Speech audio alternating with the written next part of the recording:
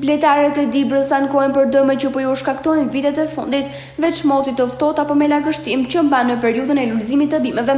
Bletarët ngrihen tjetër shqetësimet të dëmtimit nga ilaçet apo helmet që përdoren nga fermerët e frutikulturës. Bletari Shabani Strefi nga Maqellare e Dibrës thotë se çdo vit ka dëmtime të bletës në periudhën e lulëzimit të pemëve frutore, e që ai dyshon se vjen nga helmet që hidhen për të mbrojtur pemët. I Strefi shpreh se faji nuk është vetëm i fermerit që i përdor, por edhe strukturave të tjera, kryesisht specialistëve që duhet të gjejnë helmet që janë të dobishme për pemët frutore e jo të dëmshme për bletët. Edhe vitin e kaluar, thotë bletari Shabani Strefi, është dëmtuar në periudhën e lulëzimit të pemëve frutore, ku dyshon se bletët janë helmuar. Ka mbi 20 vjet, më shumë kur pas.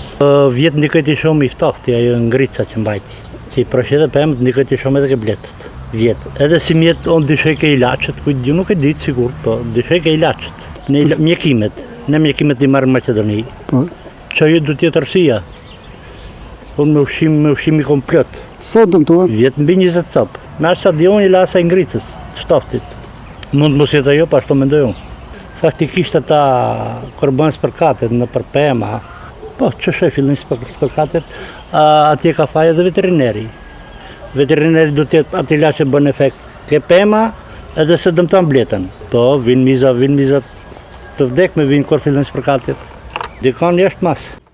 Një shqetësim i ngjashëm është ngritur edhe nga bletarë të tjerë, jo vetëm në Dibër, por edhe në Bulqis, Klos e Mat.